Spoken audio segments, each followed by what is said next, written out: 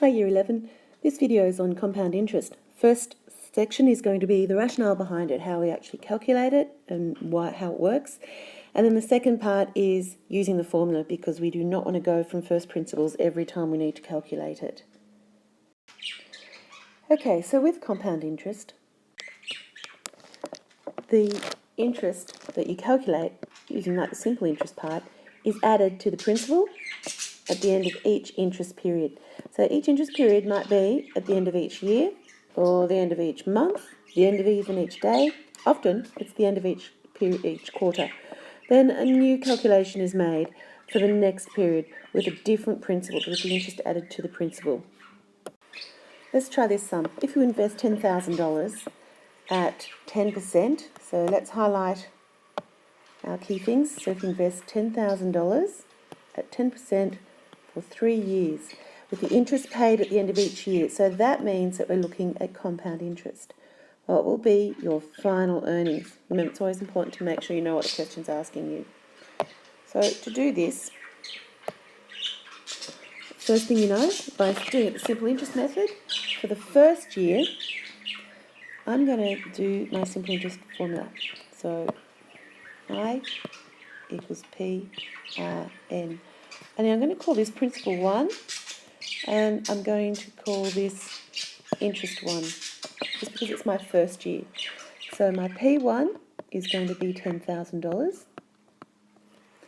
My rate is 10%, which equals 0.01, and I'm using that rate for years because I'm getting my interest paid at the end of this year. If it was 10% and I was getting my interest paid at the end of each month, I would have to divide my rate by 12 so that I'm using just the rate for each little interest period. If I was doing it for a quarter, every quarter, I would have to divide my rate by 4 because that would give me the rate that I was using for that quarter for the year. Okay, and my time, because I'm doing it every year, my time period is just 1.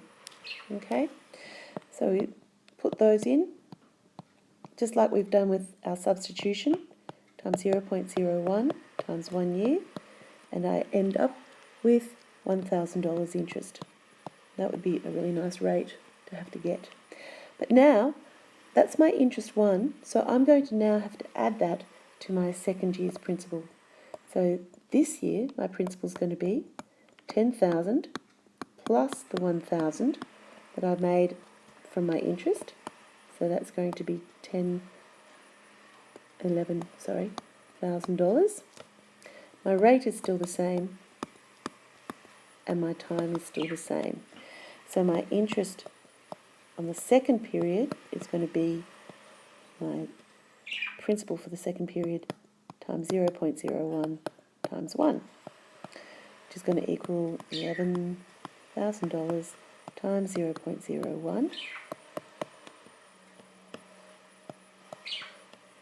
And so this time, this is going to equal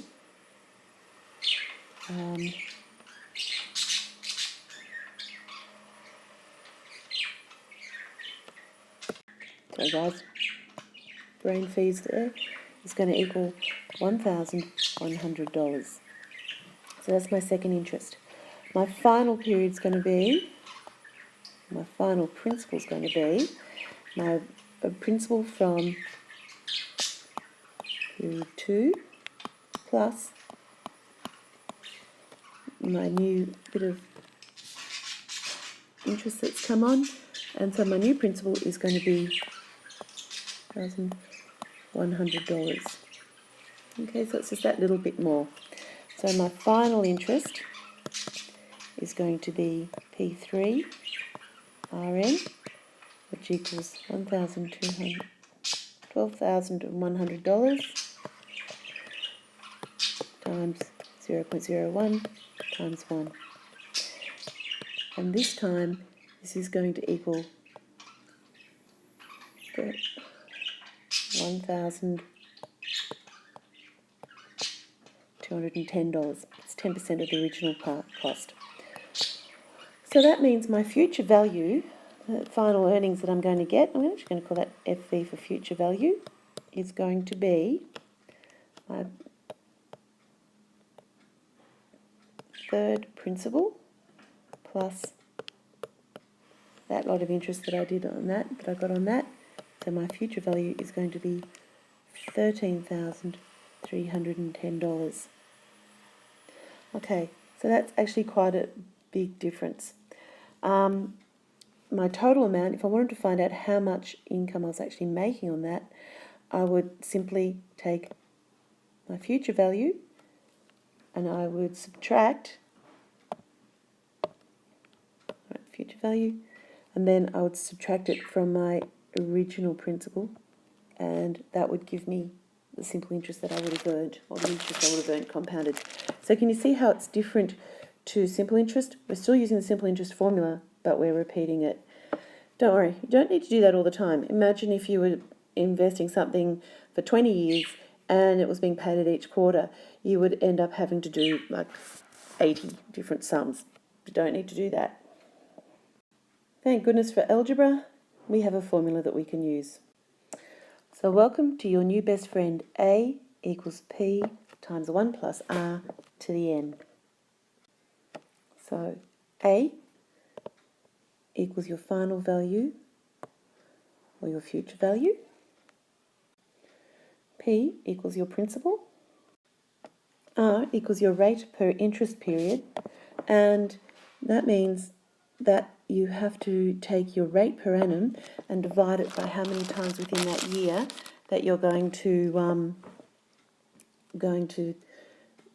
be actually taking up that interest. So once again, quarterly means that you have to divide your rate by 4. If it's per day, you have to divide your rate by 365. If it's by month, you have to divide your rate by 12. This is balanced by N, which is the number of interest periods that are within that loan thing. So if you've got a loan out for a year, but it's going to be having the interest done quarterly on it, then that just means that you have to divide that year, that 1 year, by 4. So you have 4 interest periods. Per month, you have 12 interest periods per year that you're doing it. So if you have 20 years, you do 20 divided by 12, and that balances up the rate. Okay, so let's see how this works. Okay, so now you have invested $6,000 at 8% per annum for 2 years to be paid quarterly. So can you see what I've highlighted there? They're my key factors that I need to know. So to work it out, like always, we write out what our formula is. So A equals P 1 plus R to the power of N. And we work out what we've got. I want to find out what my A is. My P is $6,000.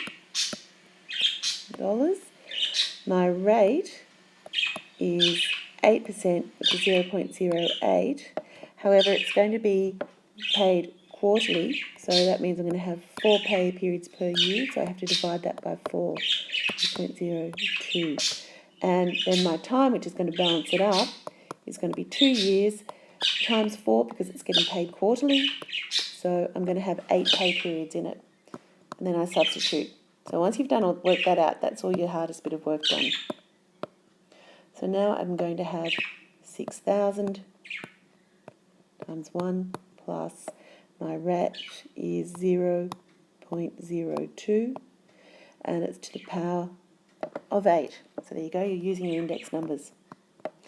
If I put that straight into my calculator, just as it is, it will give me the answer of $7,029.96. So that is how much I'm going to make. So my total interest that I received was my future value, $7,029.96, take away my original principal, which was $6,000, and so I then received $1,029.96. If I did this with simple interest, let's see what I would get. So my principal is 6,000, my rate equals 0.08, and my time is 2 years. Remember, I don't need to change anything around because it's just a straightforward calculation. So it would be 6,000 times 0.08 times 2.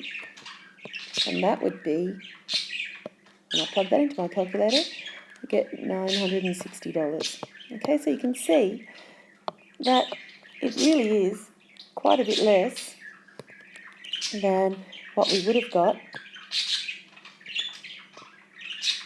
in our compound interest. Okay, so compound interest, you want to invest money at compound interest. When you take out a loan, though, you certainly want to try and take a loan out in simple interest. The banks always use compound interest. That's why bank loans end up being so expensive. And whatever you pay for a house, if you take out a $400,000 loan on a house, you're likely to pay up to about $800,000 back. Remember, the banks are not your friend, they're in for business. Alright, I hope this helps you guys. There should be some questions attached to this. If you can just answer those questions for me and send them in through Edpuzzle, then I can give you some immediate feedback.